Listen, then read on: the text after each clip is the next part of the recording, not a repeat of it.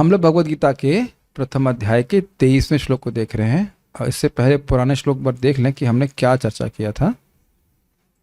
22वें में 21-22 में अर्जुन उवाच सेनयोर्भयोर्मध्ये रथं स्थाप्य मेच्युत यावदेता निरीक्षेऽहं योद्धुकामानवस्थितान् कैर्मयः सह योद्धव्यम अस्मिन् रणसमुद्यमे। अर्जुन ने कहा सेनयोर भयोर मध्य, दोनों सेनाओं के मध्य में रथम स्थाप्य, मेरे रथ को स्थापित करो, करिए। मुझे नहीं लगता कि अर्जुन करिए कहा कहता होगा, आप तो नहीं कहता होगा कृष्ण को। देखिए मैं बता रहा हूँ, ये सत्य बात है। मेरी दीदी में से 1 साल बड़ी है, 1-1.5 साल बड़ी होगी, उसको आप बोलने का बिल्कुल मन नहीं करता। यद्यपि मैं कृष्ण लादनी माता जी को आप ही बोलता हूँ, is it not, you almost half my age, लेकिन दीदी को तुम ही बोलने में अच्छा लगता है। मैंने, आप लोग कभी देखे ना इसे, कुछ लोग अपनी माँ को भी तुम कहते हैं, तो हमें पहले लगता था कि ये मतलब अपमान होता है, लेकिन एक्चुअली अपमान नहीं, इसे प्रेम लगता है कहीं कहीं। और हम तो अपनी माँ को आप ही बोलते हैं, पापा को भी आप ही बोलते हैं। हम लोग का कल्चर है कि दीदी को तुम ही बोलते आए, तो आप लोग भी शायद ऐसे दीदी लोगों को तुम बोलते होंगे, उससे अफेक्शन होता है। अब जो भी रखा हुआ स्थाप पे, हम फिर पुराने श्लोक पे नहीं जाएंगे, लेकिन बड़े अधिकार से बोल रहे हैं, अच्युत आप मेरे प्रेम के वशीभूत हैं, भक्तवात्सल हैं, इसलिए आप करेंगे, और आप भगवान हैं, आपकी स्थिति में कोई परिवर्तन नहीं आएगा। कब तक स्थापित करें? यावत एता निरीक्षे हम, जब तक मैं इनका निरीक्षण नहीं करूं। तो कमेंट्री करने जा रहे हो? मैं पहले, पता जब मैं कल क्लास दे रहा था तो मुझे संदेह हुआ कि क्या मैं सही उत्तर दिया प्रेक्षक का, लेकिन वाकई बाद में देखा प्रेक्षक मतलब यही होता है, कमेंट्री करने वाला। देखे क्या चल रहा है, मतलब विचार हो रहा है ऐसे, तो क्या कुछ कमेंट्री करने जा रहा है कि कौन कौन आए हैं इत्यादि। नहीं, योद्धु कामान अवस्थान, युद्ध की इच्छा से जो अवस्थित हैं, कैर्मया सह योद्धव्यम, किनके साथ मुझे युद्ध करना है। किनके साथ मतलब किनके साथ और किनके विपक्ष में, दोनों अर्थ में करना। अस्मिन रण समुद्र में, इस रण के सम्यक उद्यम में, मतलब युद्ध में किनके संग मुझे युद्ध करना है, ये अर्जुन ने कहा। मेरे पीछे बोलिए अब 23वां देखिए। योतस्य मानानवेक्षेऽहं य एतत्र समागताः ओ सॉरी, ता मैंने बोल दिया। योत्स्यमानानवेक्षेऽहं य एतेत्र समागताः, तत्र नहीं, य एतेत्र समागताः, तत्र मतलब वहाँ, अत्र मतलब यहाँ, य एतेत्र समागताः। देखिए उस आ को नहीं, आ सुनना नहीं चाहिए। या एतेत्र समागताः, त्री नहीं, त्र, या एतेत्र समागताः, जीभ की सफाई कर रहे हैं, जीभ की सफाई। धार्तराष्ट्रस्य दुर्बुद्धे प्रियचिकीर्षवः, युद्धे प्रियचिकीर्षवः। आप देखते होंगे कि इन श्लोकों को जितना सटीक बोलते हैं वो उतना ही और मधुर लगते हैं। एक एक अक्षर सेट करके है यहाँ पे। योत्स्यमानानवेक्षेऽहं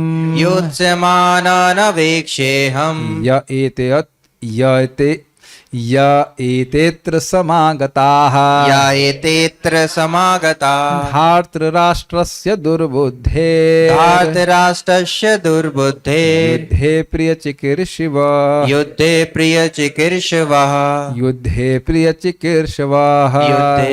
प्रियचिकीर्षवः। योत्स्यमानानवेक्षेऽहं य एतेत्र समागताः,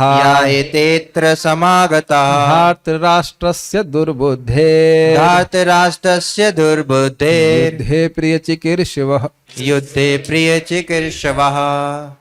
कभी कभी इतना टफ, सिंपल सा श्लोक बोलने में टफ हो जाता है। चलिए, हम we are not control, Krishna is in control.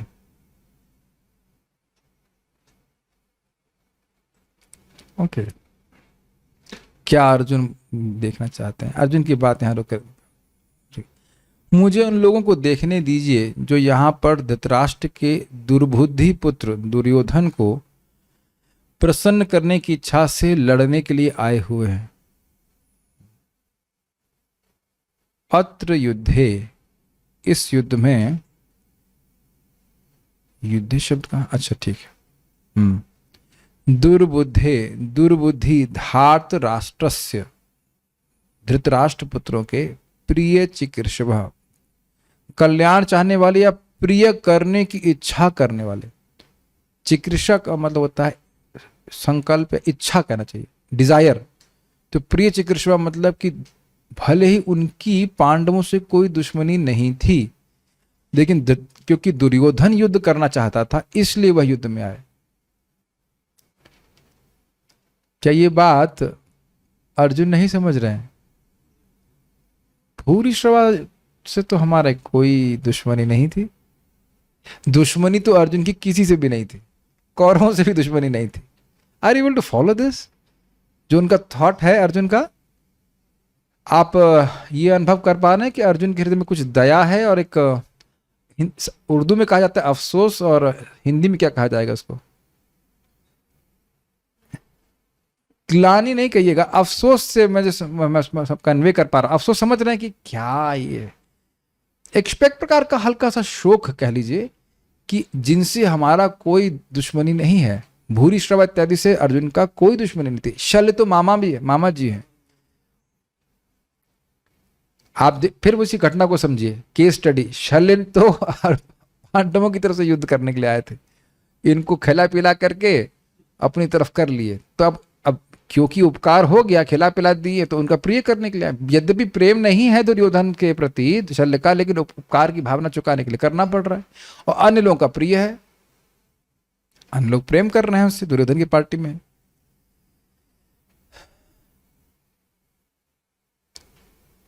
It's amazing. दुर्बुद्धि प्रिय चिकीर्षव, दोनों को जोड़ के सोचिए। कुछ फील हो रहा है मैं क्या कह रहा हूं?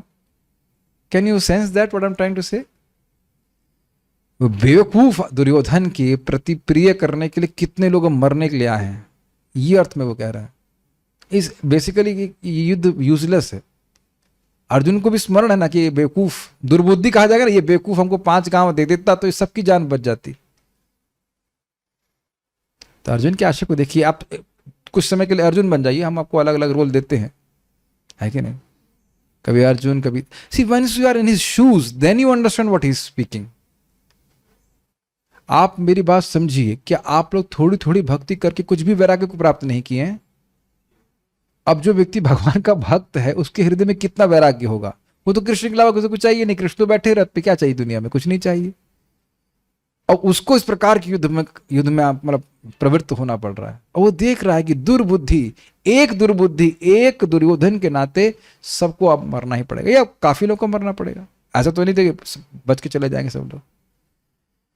एते, जो सभी समागतः एकत्रित हुए हैं, तान योत्स्यमानान, उन सभी युद्ध करने वालों का अहम अवेक्षे, मैं अवलोकन करूं। ये भी अर्थ ले सकते हैं कि अब कर लें अवलोकन, आखिरी अवलोकन भी हो सकता है। क्या इस तरह की चीज़ यहाँ पे भारत की सेना में नहीं होता है? मान लीजिए युद्ध छिड़ जाए और पति सेना में युद्ध करने के लिए जा रहा है, तो पत्नी चाहेगी कि ना कि एक बार तो हम कम से कम उनको देख लें, या माता भी चाहेगी। ऐसा होता है कि नहीं? तो आप देखिए, आप प्लीज समझिए, अर्जुन किससे युद्ध करने जा रहे हैं? भीष्म पितामह से। सो डियर द्रोणाचार्य, जिन्होंने एक बाण चलाना वही सिखाए हैं। Try to be in Arjun shoes. समझते इसका मतलब? अर्जुन के स्थान पर रहकर देखिए। आप सोच लीजिए कि अभी आप अर्जुन हैं और सामने द्रोणाचार्य खड़े हैं। मैं एक बार देखूं तो सही कि ये लोग इस जो इतने बड़े महान भक्त हैं, और ध्यान दीजिएगा कि अर्जुन स्वयं महाभागवत हैं। वो जानते हैं कि भीष्म पितामह महाभागवत है। महाभारत पे बाण चलाना काफी अच्छा आइडिया है, is it not? What do you think about that? बुरा मत मानिए, हम बड़ी अजीब सी बात बोल रहे हैं। क्या कोई व्यक्ति अपने दादाजी पे इस तरह से बाण चला सकता है? आप बताइए, चला सकेंगे क्या? और स्पेशली सोचिए, मान लीजिए हमारे पिताजी की मृत्यु तब हो गई होती जब हम छोटे थे। हम लोग उसको खाली कहानी की तरह सुन रहे, एकदम छोटे थे, असहाय थे, हमारी माँ का कोई आश्रय नहीं था, माता जी का इन्फोसिस में कोई जॉब नहीं था, फॉर एग्जाम्पल, और एनी एग्जाम्पल, कोई जॉब नहीं था, कुछ नहीं था, असहाय थे। और एक लड़का नहीं, 5 लड़के, हम 5 भाई थे। माता जी लोग भी सब भाई लड़के बन जाए फिलहाल के लिए, अर्जुन बन रहे हैं आप। Think to be in that shoes is not ordinary thing. और आप ये भी जानते हैं कि आपको मारने का प्रयास किया जा रहा था बचपन से ही, और जो व्यक्ति आपका पक्षपात करके रक्षा कर रहा है उसी पे बाण चलाना है आज।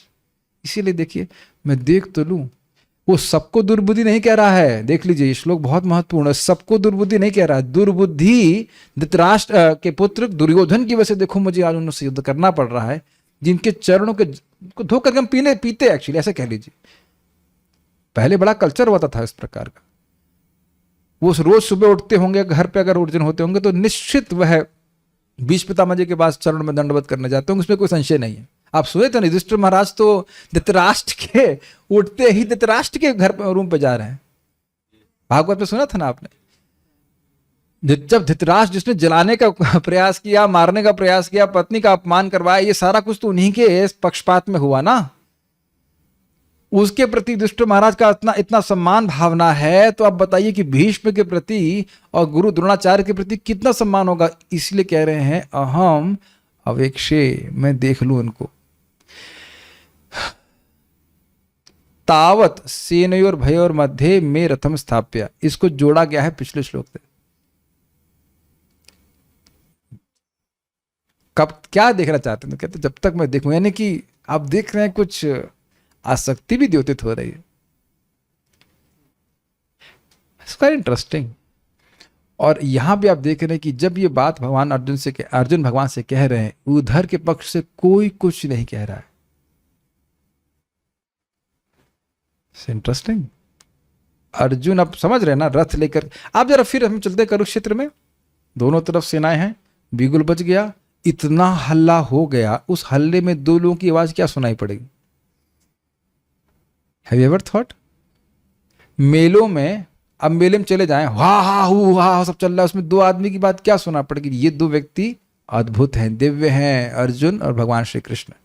तो जब अर्जुन भगवान श्री कृष्ण को बोले, भगवान का रथ मूव कर रहे हैं और सब लोग देख रहे हैं कि अर्जुन दोनों सेनाओं के बीच में आ रहे हैं। अभी तक तो खैर रथ मूव नहीं किया है, लेकिन अब मूव करना शुरू ही कर देंगे, अभी अगले श्लोकों में आएगा सर। वेरी ड्रामेटिक श्लोक, ठीक है? देखिए, योस्य मानान अवेक्ष्य हम, युद्ध की इच्छा से जो आए हैं, अवेक्ष्य हम, जब मैं देखना चाहता हूं, या जो लोग एते अत्र समागता, जो यहाँ पे इकट्ठे हुए हैं, धार्तराष्ट्रस्य दुर्बुद्धेर युद्धे प्रिय चिकीर्षवा, धार्तराष्ट्र अर्थात दुर्योधन की जो दुर्बुद्धि था उसकी प्रिय करने की इच्छा से जो इस युद्ध में एकत्रित हुए, उनको मैं देखना चाहता हूं। गीता भूषण टीका, तो क्या बंधुओं के कारण वह संधि कर लेंगे? भगवान मान लो पूछे कि भाई वहां जाकर क्या कहता, संधि करना चाहते हो? गीता भूषण पिछले वाले श्लोक में क्या बोले, कमेंट्री करोगे? आप क्या बोल रहे हैं, संधि करना डर गए क्या दिक्कत है? तो कह रहे हैं योद्ध से मानान, अर्थात दोनों पक्षों में संधि नहीं होगी। मैं देख रहा हूं कि वह युद्ध करने के लिए उत्सुक हैं, ना कि संधि विधान करने के लिए। वैसे इससे एक आशय प्रस्तुत हो रहा है कि अभी भी अगर वो संधि करने के लिए बात मान जाते तो अर्जुन रेडी हैं, लेकिन वो क्या देख रहे हैं, योद्ध से मानान, वो संधि करने के लिए इच्छुक नहीं है, वो युद्ध करने के लिए ही इच्छुक है, योद्ध से मानान। आपने कभी देखा है इस प्रकार से, कभी कभी किसी से कोई झगड़ा हो जाता है तो आप जानते हो कि कितना भी आप मना लो वो मानने वाला नहीं है। Have you seen that? It happens। तो वही अर्जुन कह रहे हैं कि हम समझ रहे हैं कि ये मानने वाले नहीं, युद्ध करेंगे, फिर भी देखना चाहते हैं। प्रिय चिकीर्षवः अर्थात दुर्योधन को प्रसन्न करने के लिए विपक्ष युद्ध करने के लिए उत्सुक था। और दुर्योधन का क्या गुण था जिसके द्वारा वो आकर्षित होकर के कर रहे थे? तो मानो अगर ये शंका हो कि दुर्योधन में ऐसा क्या क्या सद्गुण था कि भाई सब लोग अपना जान देने के लिए तैयार है। क्या शब्द था? प्राणस क्या शब्द? मदर्थे त्यक्त जीविता, मेरे लिए मरने के लिए आए हैं ऐसे कहा जाए तो ये तो बड़े आपका स्वार्थ रहा होगा कि आपके लिए मरने के लिए आ गए। तो कहते हैं हाँ, विशेष गुण था दुर्बुद्धि, अर्थात अपने जीवन रक्षा के उपाय से भी अनभिज्ञ दुर्योधन, जो धृतराष्ट्र का पुत्र था और इस तथ्य से अनभिज्ञ था कि वह इस युद्ध में मरने वाला है, यह उसकी बुद्धि को शोभा नहीं देता था। इसलिए मेरे द्वारा युद्ध में विपक्ष का दर्शन उचित है। थोड़ा एक एक लाइन को समझिए, बड़ा सुंदर है। दुर्बुद्धि क्यों कह रहे हैं? दुर्बुद्धि मतलब बुरी बुद्धि वाला। भगवान कृष्ण संधि कर रहे हैं और बोल रहे हैं, संधि का प्रस्ताव कर रहे हैं कि आप इनको 5 गांव दे दें तो ये भी सुखी रहेंगे, आप सुखी रहेंगे। तो दुर्योधन आराम से जीता रहता, लेकिन दुर्बुद्धि था, इस कारण से अपने जीवन की रक्षा का उपाय वो नहीं जान रहा था कि कृष्ण से पंगा नहीं लेना चाहिए कहा जाए तो भगवान। और आप जानते हैं कि भगवान कृष्ण को वो बांधने चला था कि पहले जब बोला कि संधि, भगवान ने कहा संधि कर लो तो नहीं माना, और फिर वो कहा कि कुछ खाइए पीजिए तो भगवान नहीं माने, कहते तुम्हारा मुझसे कोई प्रेम है नहीं और मैं भूखा हूं नहीं। या तो भूखा आदमी खाता है, किसी से प्रेम होता तो खाता, दोनों ही परिस्थितियां हैं नहीं, तो मैं तुमसे हमारा भोजन नहीं करूंगा। तो फिर भगवान को ही पकड़ने चला। ये बेवकूफ़ी है कि नहीं? हाँ, अगर बड़ा अच्छी महाराज कविता सुनाते हैं, मुझे को याद नहीं है। तो भगवान उसमें फिर अपना विश्व रूप दिखाए, कहते बांधने चलो, जरा शुरू करो, कहाँ से बांधोगे? वहां दुर्योधन को भी एक पार्शल विश्व रूप दिखाए कि बांधोगे कहाँ से। तो वहां भी वो सोच रहा था कि ये माया कर रहे हैं। अरे तब तो अकल आ जाना चाहिए था कि भाई इनसे युद्ध नहीं करना चाहिए। ये उसकी दुर्बुद्धि थी। दुर्बुद्धि मतलब विवेक शून्यता। हाँ, क्या करना चाहिए क्या नहीं करना चाहिए, यही बुद्धि का निर्णय है कि नहीं, वो सब खत्म है। उस पे भी मैं समझता हूं ये भगवान कृष्ण को ही दुर्योधन बोलता है। ये बड़ा प्रसिद्ध है। जानामि धर्मम, जानामि, हाँ जानामि धर्मम, मैं धर्म जानता हूं, जानामि धर्मम न च मे प्रवृत्तिम, जानामि अधर्मम न च मे निवृत्तिम। मैं जानामि धर्म, मैं धर्म जानता हूं कि क्या करना चाहिए, लेकिन उसमें मेरी प्रवृत्ति नहीं, उसे करने का बिल्कुल मेरा मन नहीं है और जानामि अधर्मम, मैं जानता हूं कि अधर्म क्या है, न च मे निवृत्ति, उसको नहीं करने में मेरी कोई रुचि नहीं है। मतलब उसी को करने में रुचि है, उसमें निवृत्त नहीं हो पा रहा हूं। जान रहा है कि मैं गलत कर रहा हूं, लेकिन लगा पड़ा, इसीलिए कह रहे दुर्बुद्धि। वो जानता है इस युद्ध में बहुत लोग मरेंगे, ऐसा नहीं कि अर्जुन को इतनी आसानी से मार सकते, वो जानता है।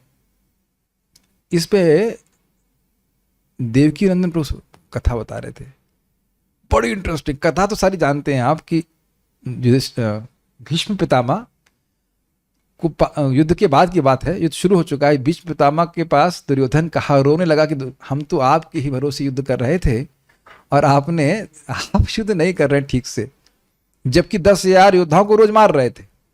देखो उसकी बुद्धि हमेशा डाउट ही करते रहती है हर जगह। ठीक, जो आदमी प्राण देने के लिए तैयार कर पड़ा है उसको भी डाउट, उसको भी क्या कहते हैं, डाउट कर रहा है। तो भीष्म पितामह क्रोधित हो गए और कहे ठीक है 5 बाण लेके आओ और इससे मैं कल पांडवों को मार दूंगा। देखिए मिस्टर द्रौपदी जी का, कहते हैं अच्छा ठीक है, लेके आया, जो भी था, तो इन 5 बाणों से मार देंगे। तो फिर भी उसको भीष्म पितामह विश्वास नहीं, दुर्बुद्धि। तो अपने पास रख लिया, हो सकता है कि इनका मूड चेंज हो जाए। तो भगवान कृष्ण को बड़ी चिंता हो कि भीष्म पितामह ये 5 बाण से तो जरूर मार देंगे। तो भगवान कृष्ण अर्जुन को भेजे दुर्योधन के पास, कहे कि तुम्हारा एक व्रत रह गया ना, व्रत बोलते हैं, वर रह गया, दुर्योधन आपको वर देने वाला है। तो दुर्योधन के पास अर्जुन जाते हैं और कहते हैं जाओ तुम 5 बाण मांग के लेके आओ। तो अभी पूरी कथा तो आपको पता है, मैं कुछ और बात बोलूंगा। दुर्योधन के पास अर्जुन जाते हैं तो अर्जुन कहते हैं भैया आपने हमको एक वरदान के लिए बोला था, जब मैंने आपकी प्राण रक्षा करी थी, किससे? गंधर्वों से रक्षा करी थी। कहते हाँ तुम्हें राज्य चाहिए, मैं दे देता हूँ। देख रहे हैं दुर्योधन भी कितना मैग्नानिमस था, कहते हैं राज राज तो हम अब युद्ध करके लेंगे, भीख में तो ना राज्य लेंगे। कहते क्या चाहिए तुमको? कहते वो 5 बाण दे दीजिए। दुर्योधन दांत पीस के रह गया। तो अर्जुन तो चले गए, लेकिन अब इसके आगे बड़ी बात सुंदर बताई। देवकीनंदन प्रभु समझा रहे थे कि दुर्योधन सोचने लगा कि ये बात तो मेरे अलावा और भीष्म पितामह के अलावा किसी तीसरे व्यक्ति को नहीं पता। समझ में आया ये बात कि ये 5 बाण भीष्म पितामह ने संकल्प लिया है पांडवों को मारने के लिए, ये किसी मेरे अलावा किसी को नहीं पता है। तब वह सोचने लगा, मैं वहां प्रभु जी बताते वहीं से नमस्कार के कि हाँ ये कृष्ण ही हैं जो इस प्रकार से अर्जुन को भेजे हैं। अब तो अब भी उस मूर्ख को नहीं समझ में आया कि जब हर प्रकार के तुम्हारे प्रयास को निरस्त किया जा रहा है, अभी भी भीष्म पितामह जिंदा है, अभी नुकसान नहीं हुआ है, क्या कहते हैं कोलैटरल डैमेज नहीं हुआ है अभी, तो भाई अभी भी छोड़ दो, मान कर तुम्हारा प्रयास निरस्त हो रहा है। समझ रहे एक के एक बात प्रयास निरस्त हो रहा है। विराट में जो उनका अज्ञातवास था तुम उसको नहीं पकड़ पाए, सारा चीज देखने के बाद भी युद्ध कर रहे हो ये। अच्छा एक और बात, एक जगह कौन बोलता है कि जो अर्जुन वृहनला के रूप में अकेले विराट में सबको हरा चुके हैं, ये हाँ मैं महाभारत में पढ़ रहा था, विराट युद्ध में ही बोले देखो ये अकेला ही सबको हरा दिया। और फिर महाभारत के युद्ध में शुरू हो रहा था तब बोले देखो ये वही अर्जुन है, अकेला ही सबको हरा दिया था और ये बन्ने के साथ है, इनसे क्यों युद्ध कर रहे हो। समझाया जा रहा है ये बात, मैं अभी भूल रहा हूं किसने समझाया लेकिन समझ में नहीं आया। दुर्बुद्धे, और दुर्बुद्धे पे सोचिए, एक ऋषि का नाम क्या है, मैत्रेय मुनि। हाँ मैत्रेय मुनि आकर समझाए, मार्केंडी ऋषि है, नहीं भारद्वाज माँ से नाम था, मार्केंडी ऋषि है मैत्रेय ऋषि, मैत्री ऋषि जहां तक मुझे स्मरण आ रहा है, मैत्री ऋषि आकर समझाए मत करो युद्ध, ये लोग नर नारायण हैं, युद्ध मत करो। नहीं समझ में आया, समझ में आ गया दुर्बुद्धि, अर्थात अपनी जान कैसे बचेगी वो नहीं समझ पा रहा है। कीड़ा होकर के तुम अब अग्नि से झगड़ा करने जा रहे हो, ये वाली बात होगी। तो जब अपने ही रक्षा नहीं कर पाएगा तो चेलों की रक्षा कैसे करेगा, वो सब मरने वाले हैं। इसीलिए पहले ही बोल रहा है कि मदर थे तक जीविता। दुर्बुद्धि अपने बचने के उपाय से अनभिज्ञ है वो। सोचने वाली बात है, अगर वो मांडवली कर लेता तो आराम से रहता, आराम से जी रहा होता, लेकिन नहीं कर पाया। और अच्छा एक तो अपनी जान नहीं बचा पा रहा है, जान बचाने के उपाय से अनभिज्ञ है, दूसरा उसे खुद को भी पता नहीं कि वह भी मरेगा, या फिर ऐसे कहेंगे वह मरेगा ही। आप जानते हैं 11वें अध्याय पढ़ चुके हैं, भगवान सबको खा रहे हैं, दुर्योधन कर्ण सबको खा रहे हैं, इससे भी अनभिज्ञता दुर्बुद्धि। यह उसकी बुद्धि को शोभा नहीं देता, मतलब उसकी पास बुद्धि अच्छी नहीं थी, इसलिए मेरे द्वारा युद्ध में विपक्ष का दर्शन उचित है। तात्पर्य यह सर्वविदित था कि दुर्योधन अपने पिता धृतराष्ट्र की साठगांठ से पापपूर्ण योजनाएं बनाकर पांडवों के राज्य को हड़पना चाहता था। यह भी दुर्बुद्धि का सूचक है कि नहीं, जो तुम्हारा राज्य है नहीं उसको बारंबार गलत प्रयासों से क्यों कर रहे हो। और एक और बात, उसके प्रयास विफल भी जा रहे थे, भीम को जहर खिलाया और वो 10,000 हाथियों का बल लेके आ गए है कि नहीं। उसके बाद ये लाक्षागृह में जलाने का प्रयास किया, वो द्रौपदी को साथ में लेके आ गए। एक कहावत है, कर बुरा हो भला। समझते हैं, वो बुरा करने का प्रयास कर रहे हैं लेकिन सब भला ही भला हो रहा है ना। लाक्षागृह में गए, फिर जंगल में गए, द्रुपद के पास गए, उसके बाद फिर द्रौपदी को लेके आ गए। और इन्होंने इधर भेजा, इनको जंगल में भी भेजा तो वहां भी बड़े बड़े दिव्यास्त्र लेके आ गए। ये कथा पता होगी महाभारत की आपको, अर्जुन सब लोग बड़े बड़े अस्त्र लेके आ गए।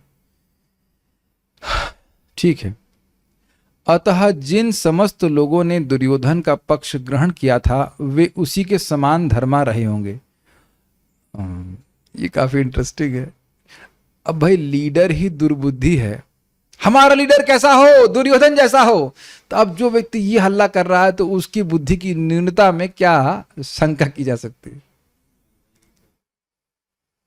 वैसे एक सोचने वाली बात है ना, भीष्म पितामह ऐसा क्यों कर रहे थे। वैसे उनकी ये ओब्लिगेटरी था, उनको पता था कि ये लोग गलत कर रहे हैं, लेकिन वाज ओब्लाइज्ड।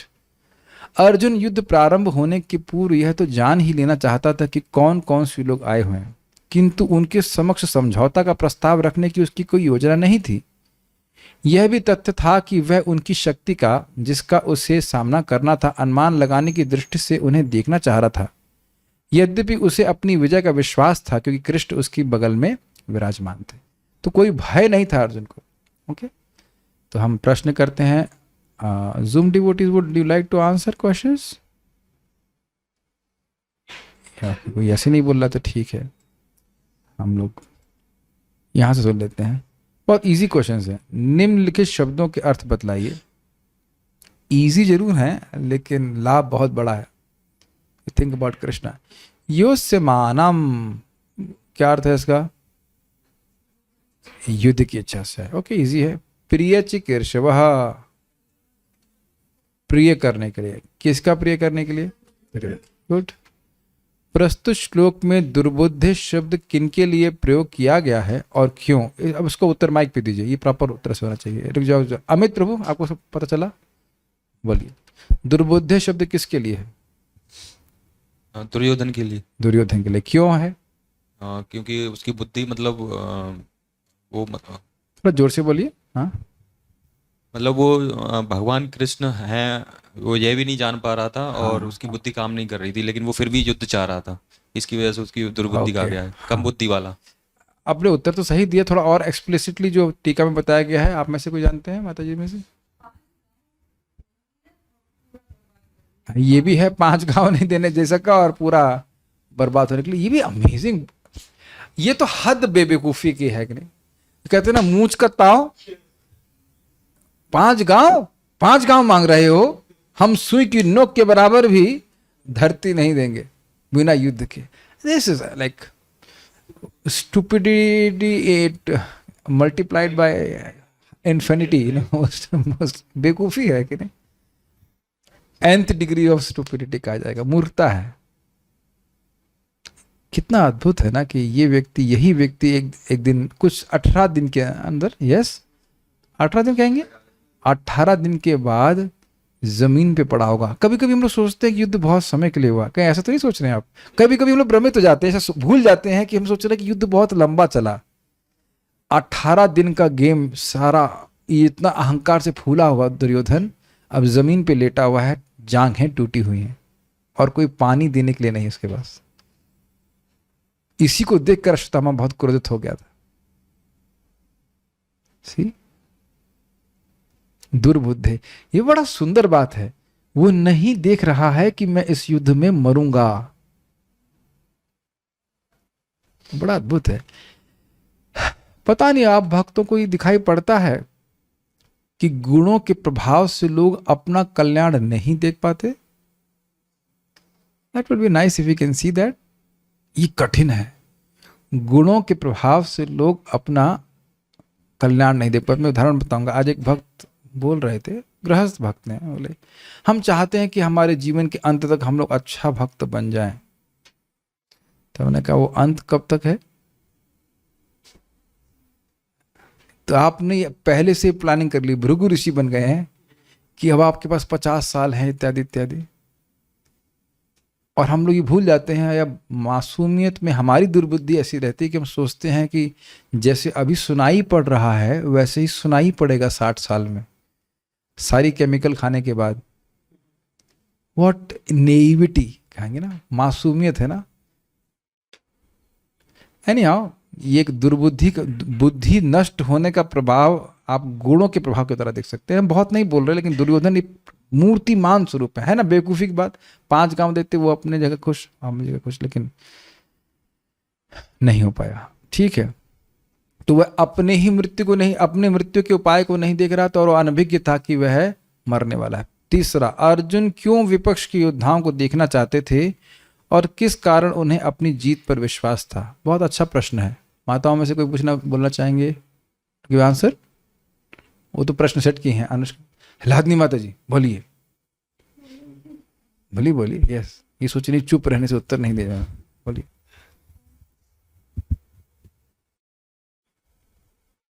अर्जुन देखना चाहते थे कि कौन कौन से योद्धा युद्ध में लड़ने आए हैं। Okay. और उन्हें अपनी विजय का इसलिए विश्वास था कि भगवान कृष्ण उनके बगल में विराजमान थे। Very good, very good, simple answer. और कुछ है क्या?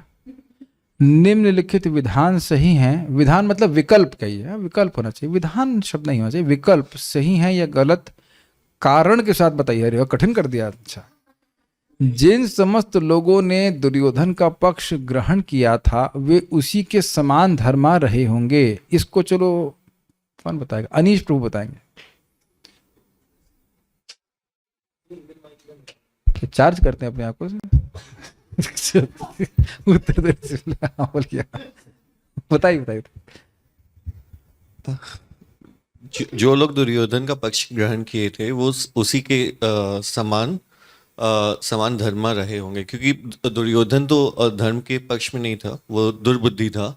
तो यहाँ पे कहा गया था कि वो मतलब कि लीड कर रहा था पूरे सेना को, तो वो जो जितने भी योद्धा थे वो उसी के समान दुर्बुद्धि ही कहलाएंगे। एक तो आपने सही उत्तर दिया कि सही वो थे, मतलब सही बात है, ये सही सही बात लिखा है, ये है, बात सही सही है। बात है, लेकिन क्यों सही है? सपोर्ट कर रहे हैं। ये सही था, सही तो है। दुर्योधन का पक्ष ग्रहण करने वाले लोग समान धर्म था, दुर्योधन जैसे दुर्बुद्धि था।